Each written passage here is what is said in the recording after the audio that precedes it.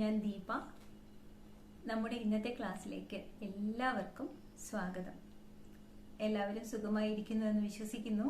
എല്ലാവരും നന്നായി സൂക്ഷിക്കുക, ശ്രദ്ധിക്കുക.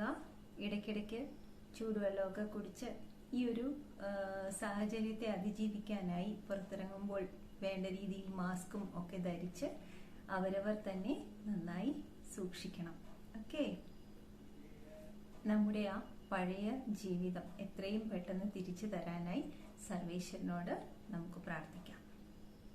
അപ്പോൾ നമ്മുടെ ഇന്നത്തെ ക്ലാസ് പ്രശസ്ത കവിയായ വൈലോപ്പിള്ളി ശ്രീധര മേനോന്റെ ഓണമുറ്റത്ത് എന്ന കവിതയുടെ ആശയം വിശദമാക്കുകയാണ് ചെയ്യുന്നത്. അദ്ദേഹത്തിന്റെ വിട എന്ന കവിതാ സമാഹാരത്തിൽ നിന്നും എടുത്തിട്ടുള്ളതാണ് ഓണമുറ്റത്ത്. ആശയം വിശദമാക്കുന്നതിന് മുമ്പ് നമുക്ക് കവിയെക്കുറിച്ച് കുറച്ച് കാര്യങ്ങൾ. അദ്ദേഹം ശ്രീ വൈലോപ്പിള്ളി ശ്രീധര മേനോൻ ശ്രീ എന്ന തൂലികാ നാമത്തിലാണ് കവിതകൾ എഴുതിയിരുന്നത്.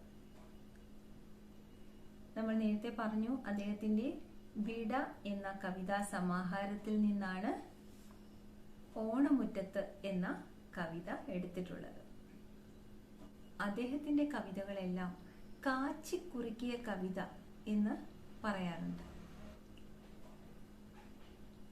കാച്ചിക്കുറുക്കുക എന്ന് പറഞ്ഞാൽ നമ്മൾ സാധാരണയായി പാലെല്ലാം തിളപ്പിച്ച് കാച്ചി അതിലെ വെള്ളമെല്ലാം മുഴുവനായും വറ്റിച്ചാണ് ഉറി ഒഴിക്കാനൊക്കെ എടുക്കുന്നത് അല്ലേ? വീട്ടിലമ്മമാരോട് ചോദിച്ചാൽ അറിയാം. അപ്പോൾ മാത്രമേ അത് നല്ല കട്ട തൈര് കിട്ടുകയുള്ളൂ അല്ലേ? അപ്പൊ അതിനു വേണ്ടിയാണ് കാച്ചി കുറുക്കുക എന്ന ആ ഒരു പ്രയോഗം. അത് കവിതയിലും അതെ, വേണ്ടാത്തതെല്ലാം എടുത്തു മാറ്റി വേണ്ടുന്നത് മാത്രം എടുത്ത് കാച്ചി കുറുക്കി ഉണ്ടാക്കിയിരിക്കുകയാണ് കവി ഓരോ കവിതകളും. എറണാകുളം ജില്ലയിലെ കലൂരിലാണ് അദ്ദേഹം ജനിച്ചത്. 1911 മുതൽ 1985 വരെയാണ് അദ്ദേഹത്തിന്റെ ജീവിത കാലഘട്ടം. അദ്ദേഹത്തിന്റെ ആദ്യ കവിത കന്നിക്കൊയ്ത്ത് എന്നതായിരുന്നു. അതുപോലെ തന്നെ മാമ്പഴം എന്ന അദ്ദേഹത്തിന്റെ കവിത വളരെയധികം ഹൃദയസ്പർശിയാണ്. നമ്മൾ പഠിച്ചിട്ടുള്ള കവിതയാണത്. നിങ്ങൾ ഓർക്കുന്നുണ്ടാവുമായിരിക്കും. വീട്ടുമുറ്റത്തെ മാവിൽ നിന്നും മാങ്ങ പൊഴിഞ്ഞു വീഴുന്നതും ആ അമ്മ തന്നെ വിട്ടുപോയ മകനെ ഓർത്ത് കരയുന്ന ആ കവിത അത്ര ഹൃദയസ്പർശിയായിരുന്നു. അത് അദ്ദേഹത്തിന് വളരെ പ്രശസ്തി നേടിക്കൊടുത്ത ഒരു കവിതയായിരുന്നു. അദ്ദേഹത്തിന്റെ പ്രധാന കൃതികൾ ഏതെല്ലാമാണെന്ന് നമുക്ക് നോക്കാം. ഋഷ്യശൃംഖനും അലക്സാണ്ടറും എന്ന ഒരു നാടകം അദ്ദേഹം രചിച്ചിട്ടുണ്ട്. പിന്നെ ആത്മകഥ കാവ്യ ലോകസ്മരണകൾ എന്നായിരുന്നു. അദ്ദേഹത്തിന്റെ കാവ്യ നാടകം വധസഞ്ജീവനി, കന്നിക്കൊയ്ത്ത്, ശ്രീരേഖ, കുടിയൊഴിക്കൽ, ഓണപ്പാട്ടുകൾ, കുഞ്ഞിമണികൾ, വിത്തും കൈക്കോട്ടും, കടൽക്കാക്കകൾ, കൈപ്പവല്ലരി, വിട, മകരക്കൊയ്ത്ത്, മിന്നാമിന്നി, പച്ചക്കുതിര, കുട്ടിക്കവിതകൾ, മുകുളമാല, കുരുവികൾ എന്നിവയാണ്. അധ്യാപകനായിരുന്നു. കേന്ദ്ര കേരള സാഹിത്യ അക്കാദമി അവാർഡുകൾ, വയലാർ അവാർഡ്, ഓടക്കുഴൽ അവാർഡ്, സോവിയറ്റ് നെഹ്റു അവാർഡ് എന്നിവ ലഭിച്ചിട്ടുള്ള കവിയാണ്. ബീഡ എന്ന കവിതാ സമാഹാരത്തിനാണ് അദ്ദേഹത്തിന് കേന്ദ്ര സാഹിത്യ അക്കാദമി അവാർഡ് ലഭിച്ചിട്ടുള്ളത്. വയലാർ അവാർഡിന് അദ്ദേഹത്തെ അർഹനാക്കിയത് മകരക്കൊയ്ത്ത് എന്ന കൃതിയായിരുന്നു.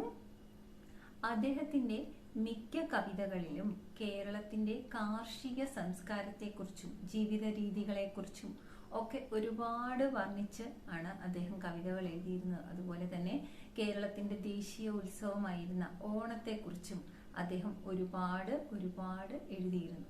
വീണ്ടും വീണ്ടും ഈ ഓണത്തെക്കുറിച്ചും നമ്മുടെ കാർഷിക സംസ്കാരത്തെക്കുറിച്ചും ഒക്കെ എഴുതാറുണ്ടായിരുന്നത് കൊണ്ട് പല വിമർശനങ്ങൾക്കും അദ്ദേഹം കാരണമായിട്ടുണ്ട്. ആ വിമർശനങ്ങൾക്കുള്ള ഒരു മറുപടി കൂടിയാണ് ഈ ഓണമുറ്റത്ത് എന്ന കൃതി. നമുക്കിനി ടെക്സ്റ്റ് ബുക്കിലെ വരികൾ വായിച്ച് അതിന്റെ ആശയം വിശദമാക്കാം. ആദ്യത്തെ 3 വരികൾ. ഈ മലനാട്ടിൻ വായുവിലുണ്ടൊരു മധുരോദാര വികാരം, മഞ്ഞാൽ ഈറനുടുത്തൊരു പാവന ഭാവം. എന്താണ് അർത്ഥം? ഈ മലനാട് എന്ന് പറയുന്നത് കേരളത്തെയാണ് ഉദ്ദേശിക്കുന്നത്. ഒരുപാട് പേരുകളുണ്ട്, മലനാട്, മാമലനാട്, കേരനാട്, ഇങ്ങനെയൊക്കെ. കേരളം എന്ന് പറയുന്നത് കേരങ്ങൾ നിറഞ്ഞ നാട്, അതായത് തെങ്ങുകൾ നിറഞ്ഞ, കേരവൃക്ഷം എന്ന് പറഞ്ഞാൽ തെങ്ങ്, തെങ്ങുകൾ നിറഞ്ഞ നമ്മുടെ ഈ കേരളം മലനാടാണ് അല്ലെ. ഒരു സൈഡ് മുഴുവൻ മലയാണ്, മറ്റൊരു സൈഡിൽ കടലും. അപ്പൊ ഇതിന്റെ രണ്ടും ഇടയ്ക്ക് ആയതുകൊണ്ട് തന്നെ ഈ കേരളത്തിന്റെ കാലാവസ്ഥയ്ക്കും ഒരു പ്രത്യേകതയുണ്ട്. മറ്റ് സംസ്ഥാനങ്ങളെ വെച്ച് നോക്കുകയാണെങ്കിൽ നമ്മളെ കേരളത്തെ ഗോഡ്സ് ഓൺ കൺട്രി എന്ന് വിളിക്കുന്നത് തന്നെ ഈ ഒരു കാലാവസ്ഥയുടെ നന്മ കൊണ്ടാണ് അല്ലെ. പച്ചപ്പൊക്കെ നിറഞ്ഞു നിൽക്കുന്ന നമ്മുടെ ഈ സുന്ദരമായ കേരളം. അപ്പൊ ഈ കവി എന്താണ് പറയുന്നത്? ഈ മലനാട്ടിൽ വായുവിലുണ്ടൊരു മധുരോദാര വികാരം. മധുരോദാര വികാരം, മധുരവും ഉദാരവുമായ വികാരം. അതെങ്ങനെയാണ്? എന്തിനെ കുറിച്ചാണ്? ഓണത്തിനെ കുറിച്ച്. ഈ മലനാട്ടിൽ മുഴുവനുണ്ട് അങ്ങനെ ഒരു മധുരവും ഉദാരവുമായ വികാരം ഓണത്തെ കുറിച്ച്. മഞ്ഞാൽ ഈറനുടുത്തൊരു പാവന ഭാവം അല്ലെ. കർക്കിടക മാസത്തിലെ മഴയൊക്കെ കഴിഞ്ഞ് അടുത്ത ചിങ്ങം വരുമ്പോഴാണ് സാധാരണയായി ഓണം വരുന്നത്. അപ്പോൾ ആ ഓണത്തിന് എങ്ങനെയുള്ള ഒരു പരിവേഷമായിരിക്കും? മഞ്ഞുകൊണ്ട് ഈറനുടുത്ത് നനവ് തട്ടിയ ആ ഒരു പാവന ഭാവം. പാവനം പരിശുദ്ധം, പരിശുദ്ധമായ ഒരു ഭാവമാണ് അല്ലെ. ഓരോ ഇപ്പൊ ഓണം വരുമ്പോൾ നമുക്ക് ആ പ്രകൃതിയൊക്കെ കാണുമ്പോൾ തന്നെ നമുക്ക് ശ്രദ്ധിക്കുകയാണെങ്കിൽ മനസ്സിലാവും, ഒരു പ്രത്യേക തരം ഒരു ഭംഗിയായിരിക്കും. അപ്പൊ അത് കവി തിരിച്ചറിഞ്ഞുകൊണ്ട് ഇവിടെ അതിനെ വർണ്ണിച്ചിരിക്കുകയാണ്. അതൊന്നുകൂടി നോക്കാം. ഈ മലനാട്ടിൻ വായുവിലുണ്ടൊരു മധുരോദാര വികാരം, മഞ്ഞാൽ ഈറനുടുത്തൊരു പാവന ഭാവം. മനസ്സിലായി കാണുമെന്ന് വിചാരിക്കുന്നു. അടുത്തതിലേക്ക് പോവാം. മഴ കൊണ്ടാലും പാവം തുമ്പകൾ മലരിൻ കൂടെ നിറച്ചു വിറച്ചേ നിൽക്കുകയല്ലോ മേടുകൾ തോറും. അപ്പൊ മഴ കൊണ്ടാലും, മഴ കർക്കിടക മാസം മുഴുവൻ മഴയാ ഞാൻ പറഞ്ഞു. അത് കഴിഞ്ഞാണ് ചിങ്ങം വരുന്നത്. അപ്പൊ ചിങ്ങം വരുമ്പോഴാണ് വെയിലും എല്ലാം ഒന്ന് മാറി മാനമൊക്കെ തെളിഞ്ഞു വരുന്നത്. അപ്പൊ പക്ഷെ ഈ കർക്കിടക മാസത്തിലെ മഴയൊക്കെ കൊണ്ടിട്ടാണെങ്കിൽ പോലും പാവം തുമ്പകൾ, തുമ്പ എന്ന് പറയുന്നത് ഒരു കുഞ്ഞു ചെടിയാണ്. ഒരു പച്ച നിറത്തിലുള്ള ആ കുഞ്ഞു ചെടിയിൽ നിറച്ച് കുഞ്ഞു വെളുത്ത പൂക്കളാണ് ഉണ്ടാവുന്നത്. ആ ഓണത്തിന് ഈ തുമ്പയ്ക്ക് ഒരു പ്രത്യേകത കൂടിയുണ്ട്. തുമ്പ എന്ന് പറഞ്ഞാൽ പ്രത്യേകം ആരും ശ്രദ്ധിക്കാത്ത ഒരു പൂവായിരുന്നു പണ്ട്. അപ്പൊ ഈ തുമ്പയ്ക്ക് ഓണക്കാലത്തിന് ഇത്ര പ്രാധാന്യം വരാനുണ്ടായതിന് ഒരു കഥ പറയുന്നുണ്ട്. ചെറുതായി നമുക്കതൊന്ന് പറയാം. മാവേലി മന്നന് പൂക്കളം ഒരുക്കാൻ വേണ്ടി മത്സരിച്ച് നിറയെ കളർഫുൾ ആയിട്ടുള്ള പൂക്കളെല്ലാം ഒരുങ്ങി വന്ന് നിൽക്കുകയാണ്. ആ കൂട്ടത്തിൽ ഈ പാവം കൊച്ചു തുമ്പയെ ആരും ശ്രദ്ധിച്ചതേയില്ല. സ്വയം അപകർഷതാബോധത്തിൽ അതിങ്ങനെ ഒതുങ്ങി നിൽക്കുകയാണ് തുമ്പ. പക്ഷെ മാവേലി മന്നൻ വരുമ്പോൾ എന്താണ്, ഈ കുഞ്ഞു തുമ്പയെ അത് ശ്രദ്ധിക്കും. അതിന്റെ ഒരു ലാളിത്യത്തെയും ആ കുഞ്ഞു പൂവിന്റെ നിഷ്കളങ്കതയും കണ്ട് മാവേലി മന്നൻ എന്ത് ചെയ്തു? തുമ്പപ്പൂവിനെ എടുത്ത് സ്വന്തം നെറുകയിൽ വെച്ചു. അന്നു മുതലാണ് ഓണത്തിന് തുമ്പയ്ക്ക് ഇത്ര പ്രാധാന്യം ഉണ്ടായത് എന്ന് വിശ്വസിക്കുന്നവരുണ്ട്. അപ്പൊ അതിനുവേണ്ടി തുമ്പയിൽ ഒരുപാട് ഓണപ്പൂക്കളം ഒരുക്കുന്നതിൽ തുമ്പപ്പൂവിന് വലിയ പ്രാധാന്യമുള്ളത് കാരണം നിറയെ പൂ വേണം. അപ്പൊ അതിനായി പുൽമേടുകൾ തോറും നിറയെ മലര് പൂവ് കൊണ്ടുള്ള ആ ഒരു കൂട നിറച്ച് മഴയത്ത് വിറച്ച് നിൽക്കുകയാണ് എന്നാണ് ഈ വരികളിൽ പറയുന്നത്. അപ്പൊ നമുക്കതൊന്നുകൂടെ നോക്കാം. മഴ കൊണ്ടാലും പാവം തുമ്പകൾ മലരിൻ കൂടെ നിറച്ചു വിറച്ചേ നിൽക്കുകയല്ലോ മേടുകൾ തോറും. മഴയൊക്കെ കൊണ്ടിട്ട് വിറച്ചിട്ടാണെങ്കിൽ പോലും പാവം തുമ്പകൾ ഓണത്തപ്പനെ വരവേൽക്കാനായി മേടുകൾ തോറും ഇങ്ങനെ പൂക്കൂടെ നിറച്ച് നിൽക്കുകയാണ്. ഓക്കെ, അപ്പൊ അടുത്തതിലേക്ക് പോവാം. അടുത്തത്, തിരികൾ തെറുത്തു കൊളുത്താനുറ്റ മുഹൂർത്തം കാത്തു കുഴഞ്ഞു മടങ്ങിയ കരവിരലോടെ ദീപക്കുറ്റികൾ നാട്ടിയിരിപ്പു നറുമുക്കുറ്റികൾ. അപ്പം ഇപ്പൊ നാട്ടിൻപുറത്തെ പൂക്കളെ കുറിച്ചാണ് ഈ ഓണത്തിന് ഇവിടെ കവി വർണ്ണിച്ചിരിക്കുന്നത്. ആദ്യം നമ്മൾ തുമ്പയെ കുറിച്ച് പറഞ്ഞു, അടുത്തത് ഇനി നറുമുക്കുറ്റിയെ കുറിച്ച് പറയുകയാണ്. അതായത് മുക്കുറ്റി എന്ന് പറയുന്ന പൂവിനെ കുറിച്ച്. ഈ മുക്കുറ്റി പൂവിന്റെ പ്രത്യേകത എന്താണെന്ന് പറഞ്ഞാൽ അതിങ്ങനെ തറയിൽ പടർന്നു കിടക്കും. അതിൽ ആ പടർന്നു കിടക്കുന്ന ചെടിയിൽ നിന്നും ഒരു മഞ്ഞ പൂവ് മാത്രം നീണ്ട് മേലേക്ക് പൊങ്ങി നിന്ന് ഇങ്ങനെ ഒരു വിളക്കിന്റെ കാലിനെ സൂചിപ്പിക്കുന്നത് പോലെ, വിളക്കിന്റെ കാല് എങ്ങനെയാണോ നീണ്ടു നിൽക്കുന്നത് അതുപോലെ ആ ദീപക്കുറ്റി ഇങ്ങനെ തിരി തെറുത്ത് വിളക്ക് കത്തിക്കാനായി നിൽക്കുന്നത് പോലെയാണ് ഈ പൂവ് അതിന്റെ ചെടിയിൽ നിന്നും എഴുന്നേറ്റ് പൊങ്ങി നിൽക്കുന്നത് എന്ന് കവി ഇവിടെ പറയുന്നു. അതൊരു മഞ്ഞ കളറിലുള്ള പൂവാണ്, കാണാൻ ഭംഗിയുള്ള ഒരു ചെറിയ പൂവ്. അപ്പൊ ഈ പൂവിനെ തിരികൾ തെറുത്ത് കൊളുത്താനായി അദ്ദേഹം വരുമ്പോൾ, അത് ഓണത്തപ്പൻ വരുമ്പോൾ ആ തിരികളൊക്കെ തെറുത്ത് കൊളുത്താനായി മുഹൂർത്തം കാത്ത് ഇങ്ങനെ കുഴഞ്ഞ കരവിരലോടെ നിൽക്കുകയാണ് ദീപക്കുറ്റികൾ എന്നാണ് മുക്കുറ്റി പൂവിനെ കുറിച്ച് ഇവിടെ വർണ്ണിച്ചിരിക്കുന്നത്. ഒന്നുകൂടെ നോക്കാം. തിരികൾ തെറുത്തു കൊളുത്താനുറ്റ മുഹൂർത്തം കാത്തു കുഴഞ്ഞു മടങ്ങിയ കരവിരലോടെ ദീപക്കുറ്റികൾ നാട്ടിയിരിപ്പു നറുമുക്കുറ്റികൾ. അടുത്തത് ഏതും ഉറങ്ങാതെമ്പാടും വയലേലകൾ തോറും നടുവിൽ പൊൽക്കിഴി എരിയും വെള്ളിത്താലമെടുത്തു നിരന്നു ലസിപ്പൂ നെയ്യാമ്പലുകൾ. ഇപ്പൊ നമ്മൾ രണ്ടെണ്ണത്തിനെ കുറിച്ച് പണ്ട് തുമ്പപ്പൂവിനെ കുറിച്ചും പറഞ്ഞു, പിന്നെ എന്താണ് മുക്കുറ്റി പൂവിനെ കുറിച്ചും പറഞ്ഞു. ഇനി അടുത്തത് നെയ്യാമ്പലിനെ കുറിച്ചാണ് പറയുന്നത്. എന്താണ് നെയ്യാമ്പലിനെ കുറിച്ച് ഇവിടെ പറഞ്ഞിരിക്കുന്നത്?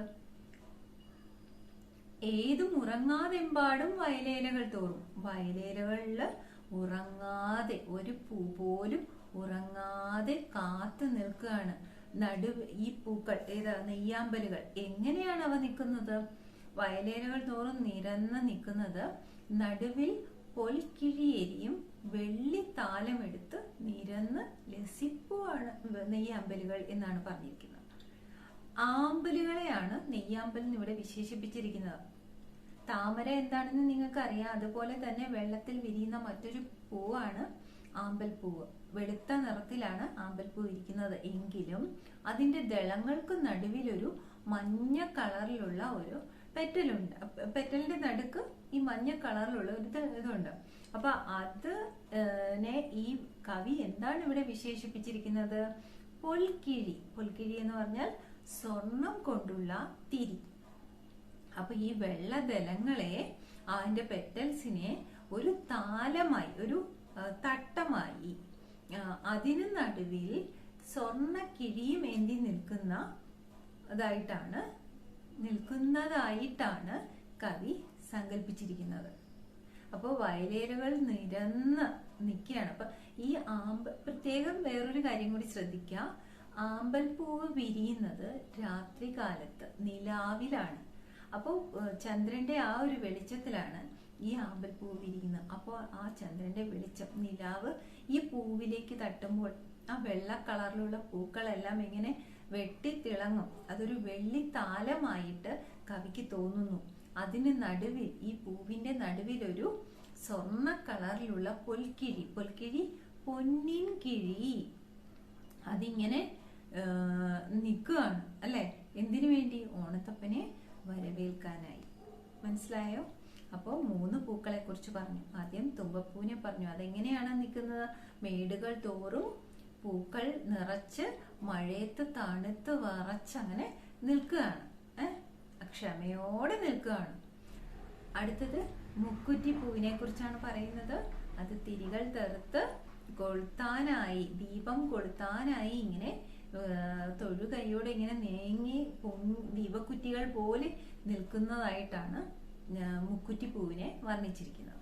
അത് കഴിഞ്ഞിട്ട് ആമ്പൽപ്പൂവിനെ പറഞ്ഞിരിക്കുന്നത്. ആമ്പൽപ്പൂവിനെ കുറിച്ച് എന്താണ് പറഞ്ഞത്? ഏതും ഉറങ്ങാതെ എമ്പാടും വയലേലകൾ തോറും ഇങ്ങനെ നടുവിൽ പൊൽക്കിഴിയുമായി നിരന്ന് നിൽക്കുകയാണ്. അങ്ങനെ ഈ 3 പൂക്കളെ കുറിച്ചും പറഞ്ഞു അല്ലെ? ഈ 3 പൂക്കളും നാട്ടിൻ പ്രദേശത്തുള്ള പൂവുകളാണ്. അതിനുശേഷം ഇനി എന്താണ് പറയുന്നത്? കാലേരാവു നിറന്ന നിലാവാൽ കമുകിൻ പൂവരി തൂകി തൂമയിലെതിരേറ്റങ്ങനെ നിൽക്കും വഴിയെ എഴുന്നള്ളുകയാണ് ഓണത്തപ്പൻ. കാലേരാവ് നിറന്ന നിലാവാൽ, രാവ് എന്ന് പറഞ്ഞാൽ രാത്രി, രാത്രിയിൽ എങ്ങനെയാണ് നിലാവ് നിറഞ്ഞു കിടക്കുകയാണ്. ആ എങ്ങനെ നിറഞ്ഞു കിടക്കുകയാണെന്നാണ് പറയുന്നത്? കമുകിൻ പൂവരി തൂകിയാണ്. കമുകിന്റെ പൂവരി, നിങ്ങളെല്ലാവരും തെങ്ങിന്റെ പൂക്കുല കണ്ടു കാണും. തേങ്ങ ഉണ്ടാവുന്നതിന് മുമ്പ് അതിലുണ്ടാവുന്ന ഒരു കുല, അതിങ്ങനെ എടുക്കുമ്പോൾ നിറയെ കുഞ്ഞു കുഞ്ഞു നെൽമണികൾ പോലെ നിറച്ച് ഉണ്ടാവും. അതിലും ചെറുതാണ് ഈ കമുകിന്റെ പൂക്കുല എന്ന് പറയുന്നത്. അപ്പൊ അതിന് കുറച്ചും കൂടി വ്യക്തമായി പറഞ്ഞാൽ, നമ്മൾ പച്ചരിയൊക്കെ നിരത്തി ഇട്ടാൽ, കുഞ്ഞു വെള്ള കളറിലിരിക്കുന്ന പച്ചരി നിരത്തി ഇട്ടാൽ അതുപോലെ ഇരിക്കും ഈ കമുകിന്റെ പൂവരികൾ വിതറിയിട്ടിരുന്നാൽ കാണാം. അപ്പൊ അതുപോലെയാണ് അവിടെ നിലാവ് കിടക്കുന്നത്, ആ വഴിയിൽ നിലാവ് കിടക്കുന്നത് എന്നാണ് പറയുന്നത്. കമുകിന്റെ പൂവരി കിടക്കുന്നത് പോലെ തൂകി കിടക്കുകയാണ് അവിടെ നിലാവ്. അത് എന്തിനു വേണ്ടി? വഴിയെ എഴുന്നള്ളുന്ന ഓണത്തപ്പനെ സ്വീകരിക്കാനായി. മനസ്സിലായോ? കാലേരാവു നിറന്ന നിലാവാൽ, രാത്രിയെ കുറിച്ച്, രാത്രി എങ്ങനെയുള്ളതാണെന്നാണ് പറയുന്നത്. അപ്പോ നിലാവ് നിറഞ്ഞ് കമുകിൻ പൂവരി തൂകി കിടക്കുകയാണ് ആ വഴിയൊക്കെ ഓണത്തപ്പനെ സ്വീകരിക്കാനായി. കാലേരാവു നിറന്ന നിലാവാൽ കമുകിൻ പൂവരി തൂകി തൂമയിൽ എതിരേറ്റങ്ങനെ നിൽക്കും വഴിയെ എഴുന്നള്ളുകയാണ് ഓണത്തപ്പൻ. അടുത്ത് നോക്കാം. ആർപ്പു വിളിക്കുന്നുണ്ണികളെ അലകടലെ, മേന്മേൽ കുരവയിടൂ കൊച്ചരുവികളെ ചെറുകന്യകളെ, നല്ല അതിഥി നമുക്കിനി ആരിതുപോലെ. കവി ചോദിക്കുകയാണ്. ഇത്രയും അപ്പൊ ഓണത്തിനെ കുറിച്ച് ഇങ്ങനെ അഭിമാനം കൊള്ളുകയാണ് കവി. ഓരോന്നും വർണ്ണിച്ച് തുമ്പപ്പൂക്കൾ ഓരോന്നും ഓണത്തപ്പനെ പ്രതീക്ഷിച്ച് വരവേൽക്കാനായി നിൽക്കുകയാണ് ഈ പ്രകൃതി. അപ്പൊ ഇത്രയും നേരം ആ പ്രകൃതിയുടെ ഓരോ കാര്യങ്ങൾ ഇങ്ങനെ വർണ്ണിക്കുകയാണ്. അപ്പോ അതുകൊണ്ട് ഇനി അടുത്തത് പറയുന്നത്, ഉണ്ണികളെ ഇവരെല്ലാം ഓണത്തപ്പനെ പ്രതീക്ഷിച്ചിരിക്കുകയാണ്. ഇനി നിങ്ങളും ആർപ്പ് വിളിക്കൂ ഉണ്ണികളെ. അതുപോലെ തന്നെ പിന്നെ കടലിനോടും പറയുകയാണ് ആർപ്പ് വിളിക്കൂ എന്ന്. കുരവയിടൂ കൊച്ചരുവികളെ ചെറുകന്യകളെ. ആരോടാണ് കുരവയിടാൻ പറയുന്നത്? നല്ല മംഗളകാര്യങ്ങളൊക്കെ വരുമ്പോ നമ്മള് കുരവയൊക്കെ ഇടാറുണ്ട്. പണ്ട് അമ്മൂമ്മമാരൊക്കെയുള്ള വീടുകളിൽ അവരോട് ചോദിച്ചാൽ അറിയാം, മംഗളകാര്യങ്ങളിൽ വാ കൊണ്ടൊരു പ്രത്യേക സൗണ്ട് ഉണ്ടാക്കും. അതിനാണ് കുരവയെന്ന് പറയുന്നത്. അപ്പൊ അത് പെൺകുട്ടികളോടാണ് അങ്ങനെ പറയുന്നത്. പെൺകുട്ടികളോട് കുരവയിടാനും കൊച്ചരുവികൾ, അരുവി എന്ന് പറയുമ്പോ അറിയാലോ, നീർച്ചാലുകൾ, അവ അങ്ങനെ ഒരു ശബ്ദം ഉണ്ടാക്കിക്കൊണ്ടല്ലേ ഒഴുകി പോകുന്നത്. അപ്പൊ അവരോടും പറയുന്നത് നിങ്ങൾ കുരവയിടൂ. ആർപ്പ് വിളിക്കുന്ന ആരൊക്കെയാണ്? ഉണ്ണികളും കടലിനോടുമാണ് പറയുന്നത്. അപ്പൊ ഇതുപോലെ ഒരു നല്ല അതിഥി ഇനി വേറെ ആരുണ്ട് വരാൻ? അതുകൊണ്ട് നിങ്ങൾ ആർപ്പ് വിളിക്കൂ, കുരവയിടൂ എന്നൊക്കെ കവി പറയുന്നു. അടുത്തത്, നീളും മലയുടെ ചങ്ങലവട്ടയിൽ നാളം പാടല വിരലാൽ നീട്ടിയും ഓരോമൽ കവിള് തുടുത്തും തെല്ലൊരു നാണത്തോടെ പരുങ്ങി ഒരുങ്ങിടും ഓണക്കോടിയും ഉടുത്തൊരുഷസേ, പനിനീരാൽ കഴുകിക്കൂ കാലുകൾ. അടുത്ത കവിയുടെ ഓരോ വർണ്ണനകളും ഓരോന്നിനേക്കാൾ പിന്നീട് വീണ്ടും വീണ്ടും മികച്ചതായിക്കൊണ്ടിരിക്കുകയാണ്. ഇങ്ങനെയാണ് പറയുന്നത്. നീളും മലയുടെ ചങ്ങലവട്ടയിൽ നാളം പാടല വിരലാൽ നീട്ടിയും. മലകളിങ്ങനെ നീണ്ടു കിടക്കുക ഒരു സൈഡ് മുഴുവൻ, അല്ലെ? അപ്പൊ അത് എന്തായിട്ടാണ് ഇവിടെ പറയുന്നത്? ചങ്ങലവട്ട. എന്താണ് ചങ്ങലവട്ട? അതൊരു പ്രത്യേക തരം വിളക്കാണ്. നിങ്ങളത് സെർച്ച് ചെയ്ത് നോക്കിയാൽ ഫോട്ടോ കാണാൻ പറ്റും. ചങ്ങലവട്ട എന്ന് പറയുന്നത് ഒരു പഴയ കാലത്തെ ഒരു വിളക്കാണ്. തൂക്കിയിടാനും പറ്റും. അതിന്റെ അറ്റത്ത് ഒരു തിരി കത്തിക്കുന്നുണ്ടല്ലോ. ആ നാളം എന്ന് പറയുന്ന ദീപം എരിയുന്ന ആ ഒരു ഇതിനെയാണ് നാളം എന്ന് പറയുന്നത്. വിളക്ക് കത്തിക്കുമ്പോൾ നമ്മൾ ആ നീളം താന്ന് ഇരിക്കുകയാണെങ്കിൽ നമ്മൾ എന്ത് ചെയ്യും? പതുക്കെ അതിനെ മുന്നേക്ക് കുറച്ചൊന്ന് നീട്ടി വെക്കും. എന്തിനു വേണ്ടി? കൂടുതൽ തെളിച്ചമാർന്ന് വിളക്ക് കത്താനായി. അപ്പൊ അതിനു വേണ്ടി ആ നാളത്തെ ഇവിടെ എങ്ങനെയാണ് നീട്ടുന്നത്? പാടല വിരലാൽ നീട്ടി. പാടലം എന്ന് പറഞ്ഞാൽ ചുവപ്പ് നിറത്തോടു കൂടിയ വിരലാൽ നീട്ടിയും ഓമൽ കവിള് തുടുത്തും. ഓമൽ കവിള് അരുമയായ കവിള് അത് തുടുത്തെന്ന് പറയുമ്പോ എന്താ? നാണം വരുമ്പോഴാണ് നമ്മുടെ കവിളുകൾ തുടുക്കുന്നത്. അപ്പോൾ തുടുത്ത് തെല്ലൊരു നാണത്തോടെ പരുങ്ങി ഒരുങ്ങിടും ഓണക്കോടി ഉടുത്തൊരു ഉഷസേ. അപ്പൊ ഇവിടെ ഉഷസ് എന്ന് പറഞ്ഞ എന്താണ്? പ്രഭാതം. അപ്പൊ പ്രഭാതത്തെ കവി വർണ്ണിച്ചിരിക്കുകയാണ്. എങ്ങനെ? നീളും മലയുടെ ചങ്ങലവട്ടെ. ഈ മലയുടെ മുകളിൽ നിന്ന് സൂര്യൻ പ്രഭാതത്തിൽ ഉദിച്ചു വരുന്നത് എങ്ങനെയാണ്? ഒരു ചെറിയ ചുവപ്പ് നിറത്തോടു കൂടിയാണ് പ്രഭാതം. ഇങ്ങനെ നമ്മളത് കണ്ടിട്ടുണ്ടോ? പുലർകാലത്ത് എഴുന്നേറ്റാൽ മാത്രമേ അതെല്ലാം കാണാൻ സാധിക്കുകയുള്ളൂ. അപ്പൊ അത് അങ്ങനെയുള്ളവർ ഒന്ന് ശ്രദ്ധിച്ചു നോക്കുക. അതിരാവിലെ എഴുന്നേൽക്കുന്നവർ ഒന്ന് ശ്രദ്ധിച്ചു കേൾക്കുക. രാവിലെ കിഴക്ക് ഭാഗത്ത് സൂര്യൻ ഉദിച്ചു വരുന്നത് എങ്ങനെയാണ്? ഒരു ചുവന്ന കളറോട് കൂടിയാണ് ആകാശം ഇരിക്കുന്നത്, അല്ലെ? അപ്പൊ ഈ മലയുടെ ചങ്ങലവട്ടയിൽ ഈ ചുവപ്പ് നിറത്തെയാണ് ആ വിളക്കിന്റെ നാളത്തിൽ ആ ചുവന്ന വിരലുമായി ആ നാളം നീട്ടുന്നതായി കാണിക്കുന്നത്. അതുപോലെ തന്നെ ആ ഉഷസിനെ എന്തിനോടാണ് കവി സാമ്യപ്പെടുത്തിയിരിക്കുന്നത്?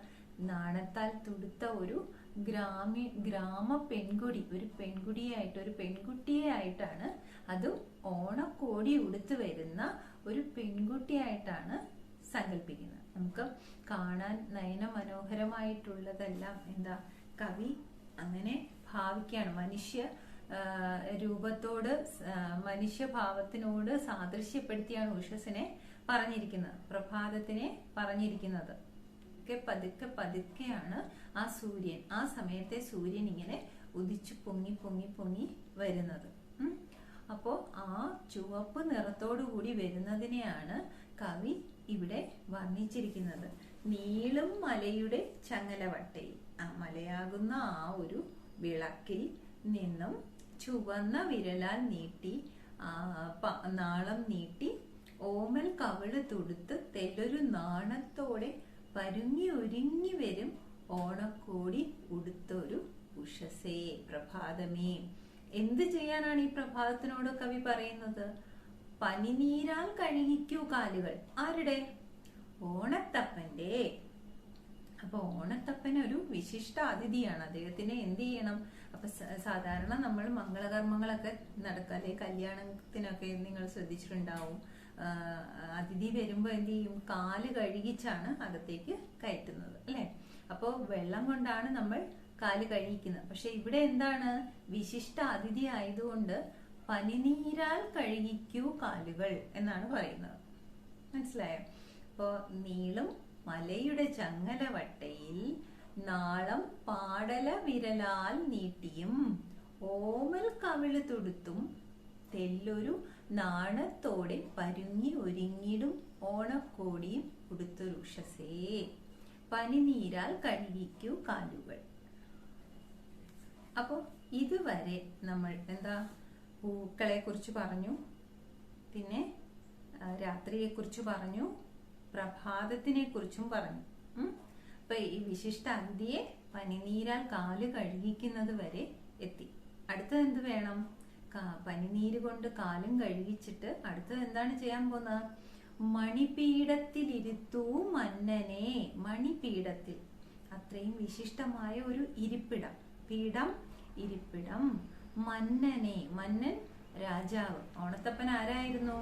അത്ര വിശിഷ്ടമായ ഒരു, കേരളത്തെ മുഴുവൻ എന്താ ഒന്നായി കണ്ടിരുന്ന, മനുഷ്യരെല്ലാം ഒന്നായി ഇരുന്ന, ജാതി മതം ഒന്നും ഇല്ലാതെയാണ് നമ്മൾ എന്താ ഓണം ആഘോഷിക്കുന്നത്, അല്ലെ? അപ്പൊ അത്രയ്ക്ക് മാവേലി മന്നൻ ഭരിച്ചിരുന്ന കാലത്ത് എങ്ങനെയായിരുന്നു?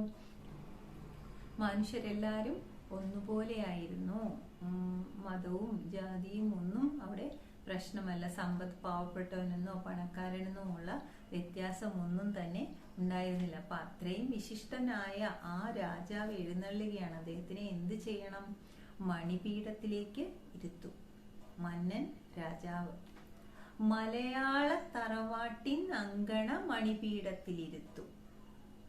എവിടെയാണ് പ്രത്യേകിച്ച് എടുത്തു പറയുന്നുണ്ട്, മലയാളത്തിന്റെ മലയാളം എന്ന ആ തറവാട്ടിന്റെ അങ്കണത്തിൽ, അവിടെയാണ് ഇരുത്തേണ്ടത്, മണിപീഠം കൊണ്ട് വെക്കേണ്ടത്. അങ്കണം എന്ന് പറഞ്ഞാൽ മുറ്റം.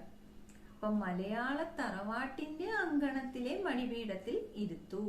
ഞങ്ങളുടെ കൊച്ചു കിനാവുകൾ തേടി അലഞ്ഞു മലർക്കളം എഴുതിക്കാത്തോരരജനെ. കൊച്ചു കിനാവുകൾ എന്നിവിടെ പറഞ്ഞിരിക്കുന്നത് കുരുന്നുകളെ, അടുത്ത തലമുറയെ ഉദ്ദേശിച്ചാണ്. അവർക്ക് ഇതൊക്കെ ഒന്ന് മനസ്സിലാവണം അല്ലെ, ഓണത്തിനെ കുറിച്ചും ആ ഓണത്തിന്റെ നമ്മുടെ സംസ്കാരത്തെ കുറിച്ചും എല്ലാം മനസ്സിലാവണം. അതുകൊണ്ട് എന്ത് വേണം, ഓരോ ഓണവും നമ്മൾ ഭംഗിയായി ആഘോഷിക്കണം അല്ലെ. അല്ലെങ്കിൽ പുതിയ തലമുറയ്ക്ക് എന്ത് സംഭവിക്കും, ഓണം എന്താണെന്നോ ഓണത്തിന്റെ വിശേഷം എന്താണ് എന്നൊന്നും മനസ്സിലാവില്ല. അപ്പൊ അതുകൊണ്ട് നമ്മുടെ മലയാള തറവാട്ടിൻ അങ്കണത്തിന്റെ മണിപീഠത്തിലിരുത്തി അദ്ദേഹത്തെ ഇരുത്തു എന്നാണ് കവി പറയുന്നത്. അരജൻ, അരജൻ എന്ന് പറഞ്ഞാലും രാജാവ് എന്നാണ് അർത്ഥം. മണിപീഠത്തിലിരുത്തു മന്നനെ മലയാള തറവാട്ടിൻ അങ്കണ മണിപീഠത്തിലിരുത്തു രജനെ. അടുത്തത് പഴയൊരു ഇതുവരെ നമ്മൾ എന്താണ് പഠിച്ചിരിക്കുന്നത്, ഓണത്തിനെ കുറിച്ചായിരുന്നു. ഇനിയിപ്പോ ആദ്യം ഒന്ന് പറഞ്ഞതുപോലെ കവിയെ കുറിച്ചും കൂടി, അതായത് കാർഷിക സംസ്കാരത്തിനെ കുറിച്ച്, നമ്മുടെ നാട്ടിന്റെ കാർഷിക സംസ്കാരം അത് ഓണവുമായി ബന്ധപ്പെട്ട് കിടക്കുന്നുണ്ട്. എങ്ങനെയാണ് ഓണവുമായി ബന്ധപ്പെട്ട് കിടക്കുന്നത്? ഓണത്തിന് തൊട്ട് മുമ്പായാണ് പുഞ്ചകൃഷി നടത്തുക. പുഞ്ചകൃഷി എന്ന് പറയുന്നത് ഒരു ആദ്യത്തെ വർഷ ആരംഭത്തിൽ നടത്തുന്ന കൃഷിയാണ്. അപ്പൊ അതിന്റെ നെല്ലെല്ലാം വീട്ടിൽ കൊണ്ടുവന്ന് പത്തായമൊക്കെ നിറച്ച് നല്ല സമ്പൽ സമൃദ്ധമായ ഒരു സമയമാണ് ഈ ചിങ്ങമാസം. ആ ചിങ്ങമാസത്തിലാണ് പൊന്നോണം വരുന്നത്, ഓണം വരുന്നത്. അപ്പൊ എല്ലാവരും നല്ല സന്തോഷത്തിലായിരിക്കും. അപ്പോൾ ഈ ഓണവും ഈ കാർഷിക സംസ്കാരവുമായിട്ടും നമുക്ക് ബന്ധമുണ്ട്. കേരളത്തിന്റെ കാർഷിക സംസ്കാരത്തിന്റെ ഒരു ഉണർത്തുപാട്ടുകാരൻ കൂടിയായിരുന്നു ആര്? നമ്മുടെ വൈലോപ്പിള്ളി ശ്രീധരമേനോൻ. അപ്പോ ഈ ചിങ്ങമാസം വരുമ്പോൾ സാധാരണയായി നല്ലത് വരാൻ പോകുന്ന ഒരു പുതിയ മാസമാണ് വരാൻ പോകുന്നത്. വർഷ ആരംഭത്തിൽ ഒരു പുതിയ മാസമാണ് വരാൻ പോകുന്നത്. അപ്പൊ എല്ലാ നല്ല കാര്യങ്ങളും ആ പുതിയ ഒരു മാസം കൊണ്ട് നമ്മൾ ആ ഒരു വർഷത്തെ ഫലമാണ് ആഗ്രഹിക്കുന്നത്. അപ്പൊ ഇങ്ങനെയുള്ള പണ്ട് കാലത്ത് എന്താണ്, പുള്ളുവന്മാർ എന്ന് പറയുന്ന ഒരു കൂട്ടം ആൾക്കാരുണ്ടായിരുന്നു. അവര് ഇന്ന് ഏതാണ്ട് കോവിലിൽ നാഗരുടെ പാട്ടൊക്കെ പാടി ഒരു പ്രത്യേകതരം വീണയുമായി ഇരിക്കുന്നുണ്ടാവും. അപ്പൊ അവരെ കണ്ടിട്ടുള്ളവര്, അമ്പലങ്ങളിലൊക്കെ പോകുന്നവർ അവരെ കണ്ടിട്ടുണ്ടാവും. പണ്ട് കാലത്ത് എങ്ങനെയാന്ന് വെച്ചാൽ ഇവർ വീടുകൾ തോറും ഈ ഓണസമയമാകുമ്പോൾ വരും. വന്നിട്ട് വീട്ടിലെ ദോഷങ്ങളെല്ലാം പാടി തീർത്ത് അവർക്ക് ആവശ്യമുള്ള നെല്ല്, അരി അല്ലെങ്കിൽ പണം എല്ലാം കൊടുത്ത് വീട്ടുകാർ അദ്ദേഹത്തെ സന്തോഷിപ്പിച്ച് മടക്കി വിടാറുണ്ട്. അതുകൊണ്ട് വീട്ടിന് നന്മയാണ് ഉണ്ടാകുന്നതെന്നാണ് ഒരു വിശ്വാസം. അപ്പൊ അങ്ങനെ അതിനെ പുള്ളുവൻ എന്നാണ് പറയുന്നത്. അപ്പോ ഈ കവി സ്വയം ഒരു പുള്ളുവനായി മാറിയിരിക്കുകയാണ്. ഓണക്കാലമായപ്പോൾ ഞാനൊരു പഴയൊരു പുള്ളുവനാണല്ലോ ഞാൻ, പഴയൊരു പുള്ളുവനാണല്ലോ ഞാൻ, പായും കുടയും നെയ്യും പിന്നെ പല കൈവേലകൾ ചെയ്യും.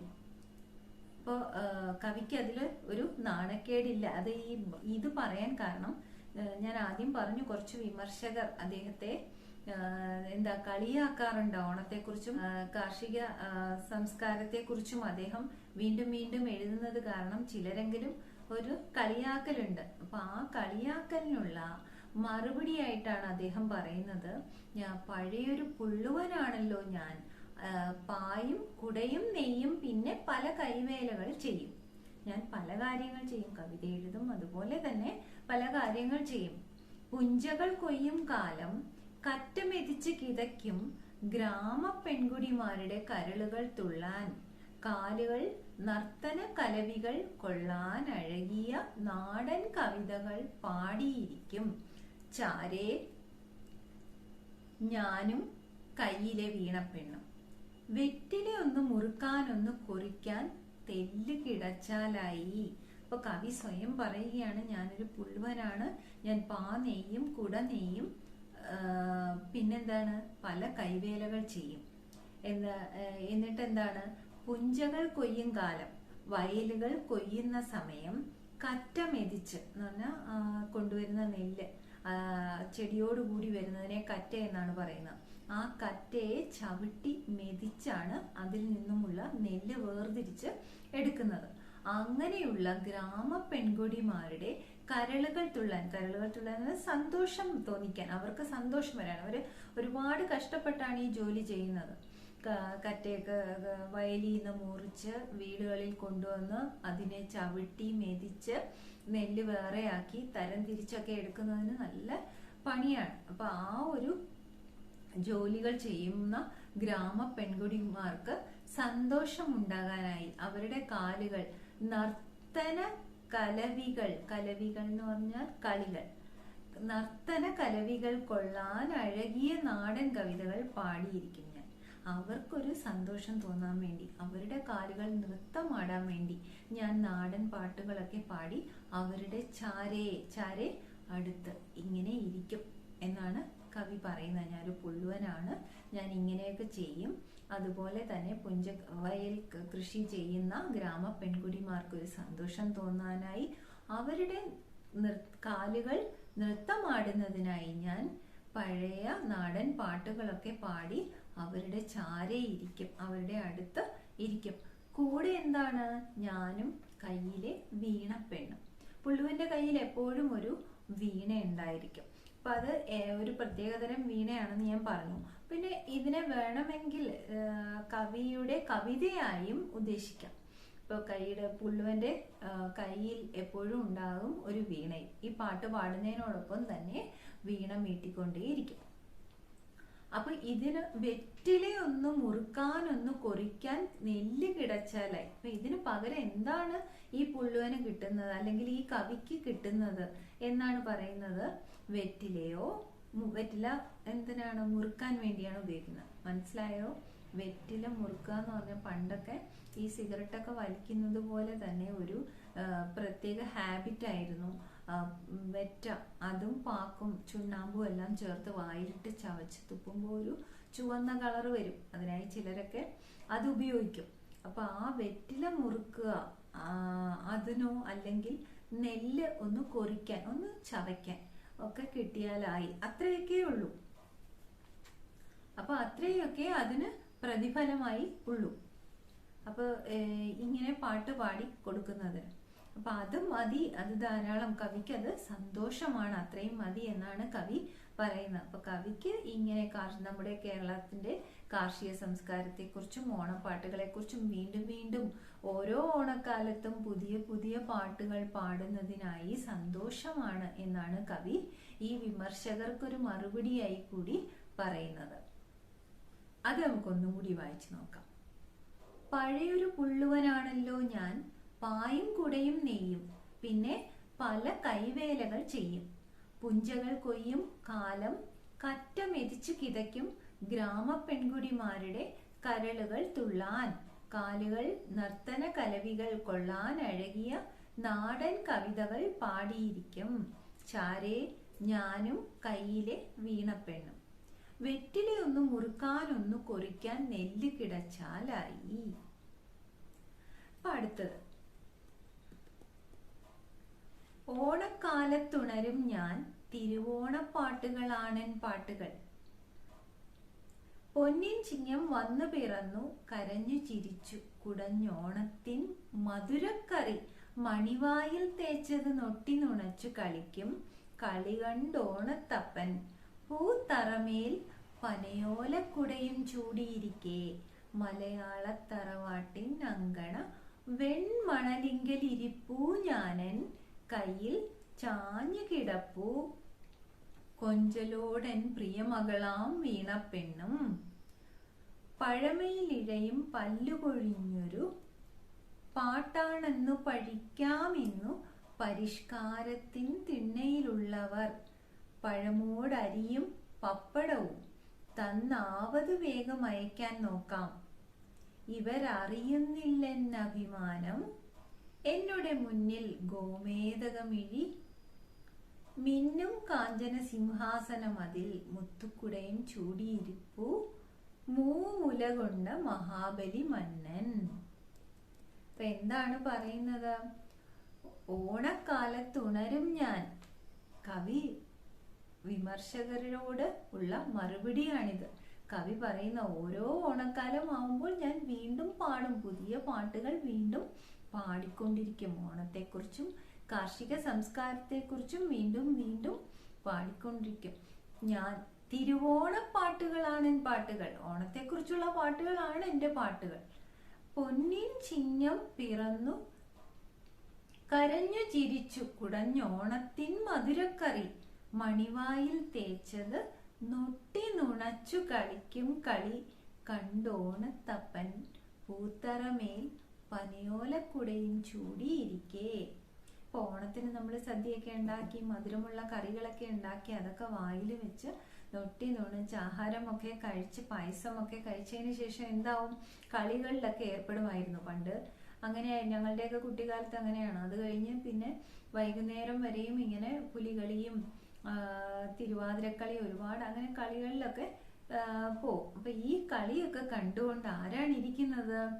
ഓണത്തപ്പൻ പൂത്തറമേൽ, പൂക്കൾ കൊണ്ടുണ്ടാക്കിയ തറയുടെ മേൽ പനയോലക്കുടയും ചൂടിയിരിക്കുക. ഓണത്തപ്പന്റെ നിങ്ങള് ചിത്രങ്ങളിലൊക്കെ കണ്ടു കാണും, മഹാബലി ഒരു കുട വച്ചിരിക്കുന്നത് അല്ലെ?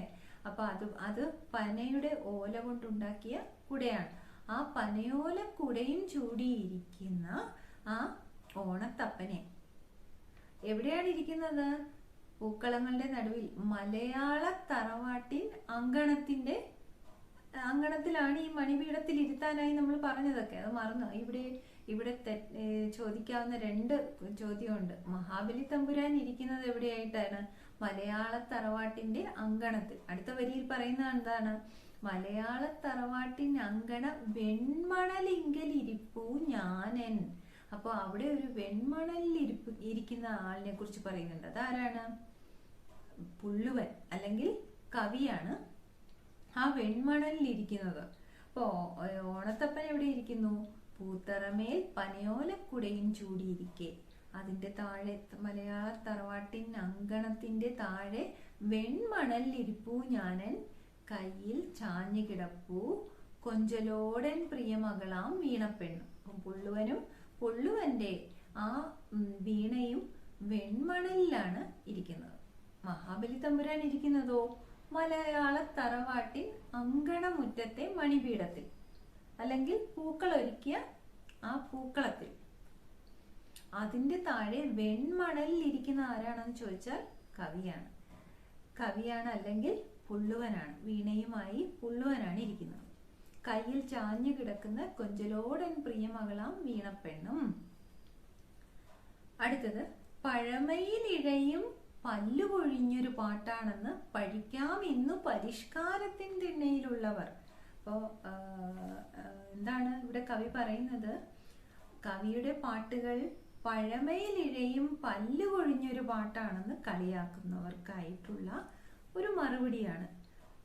അത് ഒരുപാട് പഴയതാണ് അല്ലെ? അപ്പൊ പല്ല് കൊഴിഞ്ഞ ഒരു പാട്ടാണ് എന്ന് പറഞ്ഞ് പഴിക്കാം. ആരാണ് പഴിക്കുന്നത്? പരിഷ്കാരത്തിൻ തിണ്ണയിലുള്ളവർ. പരിഷ്കാരികൾ ആരായിരിക്കും? പുതുതലമുറ അല്ലെ? അപ്പൊ പഴയ പുതുതലമുറയാണ് എന്താണ് ഈ പരിഷ്കാരികൾ എന്ന് അർത്ഥമാക്കുന്നത്. അപ്പൊ ഈ പരിഷ്കാരത്തിൽ തിണ്ണയിലുള്ളവർ പഴമയിലിഴയും പല്ല് കൊഴിഞ്ഞ ഒരു പാട്ടാണെന്ന് കവിയെ കളിയാക്കും. എങ്കിലും അതുകൊണ്ട് എന്താണ് അവർ ചെയ്യുന്നത്? പെട്ടെന്ന് തന്നെ പുള്ളുവൻ വന്നാൽ ആ പുള്ളുവനെ പറഞ്ഞയക്കാനായി നോക്കും. എങ്ങനെ പറഞ്ഞയക്കുന്നത്? പഴമോടരിയും പപ്പടവും തന്നാവത് വേഗം അയക്കാൻ നോക്കാം. അപ്പൊ അങ്ങനെയുള്ള പുള്ളുവൻ വീട്ടിലേക്ക് കയറി വരുമ്പോൾ എന്താ പെട്ടെന്ന് തന്നെ പഴമോ അടയോ ശർക്കരയോ അരിയോ പപ്പടമോ എന്തെങ്കിലും ഒക്കെ കൊടുത്ത് പെട്ടെന്ന് പാട്ടൊന്നും പാടാൻ നിൽക്കണ്ടെന്നുള്ള രീതിയിൽ അങ്ങ് പെട്ടെന്ന് പറഞ്ഞു വിടാൻ നോക്കും. കഴിവതും വേഗം അയക്കാൻ നോക്കാം. പക്ഷെ ഇവരറിയുന്നില്ലെൻ അഭിമാനം. കവി പറയുകയാണ്, കവിക്ക് ഈ ഓണപ്പാട്ടുകൾ വീണ്ടും വീണ്ടും വീണ്ടും പാടുമ്പോൾ കിട്ടുന്ന ആ അഭിമാനം അത് ഈ പരിഷ്കാരികൾ അറിയുന്നില്ല. നമ്മുടെ സംസ്കാരത്തെ പുതുതലമുറയും അറിയണമെന്നാണ് കവി ഇവിടെ മറ്റൊരു അർത്ഥമാക്കുന്ന കാര്യം. അപ്പൊ ആ കവിയുടെ അഭിമാനത്തെ കുറിച്ച് ഈ പരിഷ്കാരികൾ അറിയുന്നില്ല. എന്നുടെ മുന്നിൽ ഗോമേതകം ഇഴിമിന്നും. എന്നുടെ മുന്നിൽ ഗോമേതകം. ഗോമേതകം എന്ന് പറയുന്നത് രത്നങ്ങളിൽ, നവരത്നങ്ങളിൽപ്പെട്ട ഒന്നാണ്. ഒരു രത്നത്തിന്റെ പേരാണ് ഗോമേതകം. ആ ഗോമേതകം മിഴിമിന്നും, കണ്ണ് അത്രയ്ക്ക് മിന്നുന്ന അതുപോലെയുള്ള കാഞ്ചന സിംഹാസനം അതിൽ. കാഞ്ചനം എന്ന് പറഞ്ഞാൽ സ്വർണം. ഇപ്പൊ സ്വർണം കൊണ്ടുണ്ടാക്കിയ സിംഹാസനത്തിൽ മുത്തുക്കുടയും ചൂടിയിരിക്കൂ. മൂവുല കൊണ്ട മഹാബലി മന്നൻ. എന്റെ കവിയുടെ മുന്നിൽ ഇരിക്കുന്നത് ആരാണ്? ആ കാഞ്ചന സിംഹാസനത്തിൽ ഇരിക്കുന്നത്, മുത്തുക്കുടയൊക്കെ ചൂടിയിരിക്കുന്നത് 3 ലോകങ്ങളിലും ശ്രേഷ്ഠനായ മഹാബലി തമ്പുരാനാണ്. അപ്പൊ ആ മഹാബലി തമ്പുരാനെ കുറിച്ച് വീണ്ടും വീണ്ടും വീണ്ടും ഓണപ്പാട്ടുകൾ പാടുന്നതിൽ കവിക്ക് അഭിമാനമേ ഉള്ളൂ, അല്ലെങ്കിൽ അഭിമാനിക്കുന്നു. അപ്പൊ നമ്മളും അത് അങ്ങനെ ആവണമെന്നാണ് കവി അർത്ഥമാക്കുന്നത്. നമുക്കത് ഒന്നും കൂടി വായിക്കാം. ഓണക്കാലത്തുണരും ഞാൻ, തിരുവോണപ്പാട്ടുകളാണെൻ പാട്ടുകൾ. പൊന്നിൻ ചിങ്ങം വന്നു പിറന്നു, കരഞ്ഞു ചിരിച്ചു കുടഞ്ഞോണത്തിൻ മധുരക്കറി. മണിവായിൽ തേച്ചത് നൊട്ടി നുണച്ച് കളിക്കും. കളി കണ്ടോണത്തപ്പൻ പൂത്തറമേൽ പനയോല കുടയും ചൂടിയിരിക്കെ. മലയാളത്തറവാട്ടിൻ അങ്കണ വെൺമണലിങ്കലിരിപ്പു. ഞാനൻ കയ്യിൽ ചാഞ്ഞു കിടപ്പു. കൊഞ്ചലോടൻ പ്രിയമകളാം വീണപ്പെണ്ണും. പഴമയിലിഴയും പല്ലുകൊഴിഞ്ഞൊരു പാട്ടാണെന്ന് പഴിക്കാമെന്ന് പരിഷ്കാരത്തിൻ തിണ്ണയിലുള്ളവർ. പഴമോടരിയും പപ്പടവും തന്നാവധി വേഗം അയക്കാൻ നോക്കാം. ഇവരറിയുന്നില്ലെൻ അഭിമാനം. എന്നുടെ മുന്നിൽ ഗോമേതകം ഇഴിമിന്നും, കാഞ്ചന സിംഹാസനമതിൽ മുത്തുക്കുടയും ചൂടിയിരിപ്പു. മൂവുല കൊണ്ട മഹാബലി മന്നൻ. എല്ലാവർക്കും ആശയം മനസ്സിലായി കാണുമെന്ന് വിചാരിക്കുന്നു. അപ്പോൾ വീണ്ടും ടെക്സ്റ്റ് വായിച്ചു നോക്കുക. അതോടൊപ്പം ശ്രദ്ധിച്ച് വാക്കുകൾ അർത്ഥം മനസ്സിലാക്കി പഠിക്കുക. നന്നായി പഠിക്കുക. ഓക്കെ. എങ്ങനെയാണ് നിങ്ങൾക്ക് ഇതുകൊണ്ട് സന്തോഷമായോ എന്നൊക്കെ അറിയണമെങ്കിൽ നിങ്ങളുടെ കമൻസ് ഒന്ന് കാണണം. അതിനായി കമൻറ്റ് ചെയ്യുക പ്ലീസ്. എല്ലാവർക്കും വേണ്ടി സബ്സ്ക്രൈബ് ചെയ്യണം. എല്ലാവരും അതുകൊണ്ട് കമൻറ്റ് ചെയ്യുക, സബ്സ്ക്രൈബ് ചെയ്യുക. പിന്നെന്ത് ചെയ്യാം, കൂട്ടുകാർക്കൊക്കെ ഒന്ന് ഷെയർ ചെയ്ത് കൊടുക്കണം. ഓക്കെ. അപ്പോൾ നമുക്ക് അടുത്ത ക്ലാസ്സിൽ വീണ്ടും കാണാം. Thank you.